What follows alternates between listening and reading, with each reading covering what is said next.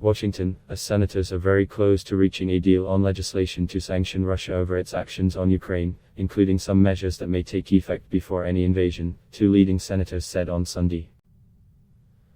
Senators Bob Menendez, the Democratic chairman of the Senate Foreign Relations Committee, and James Risch, its top Republican, hope to move forward on the bill this week. "I would describe it as that we are on the 1-yard line," Menendez said on CNN's State of the Union, using an American football reference meaning very close to the goal. "There is strong bipartisan resolve to support Ukraine and to punish Russia if it invades Ukraine," Menendez said.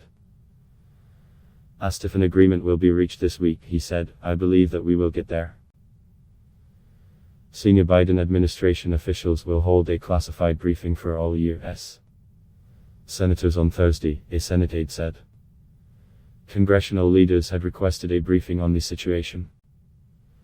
Russia has been building up its forces on Ukraine's borders for months and has demanded NATO pull troops and weapons from Eastern Europe and bar the former Soviet state from ever joining the U.S.-led military alliance.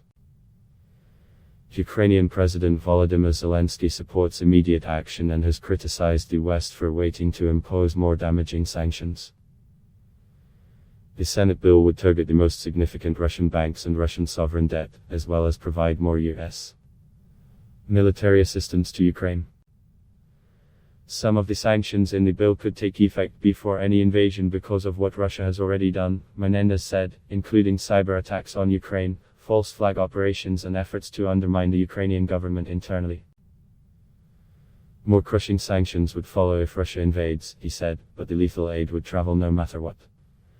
There are still areas of disagreement between senators from the two parties, especially over whether to impose sanctions on the Nord Stream 2 natural gas pipeline.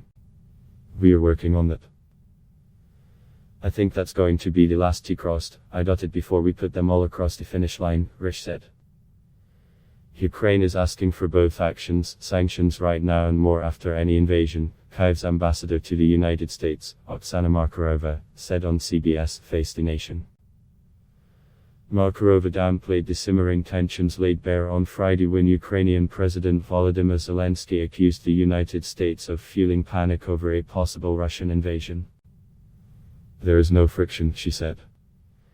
"We can have difference of opinions, but the United States is Ukraine's strategic partner and friend and relations are at their highest level in decades. I block test why.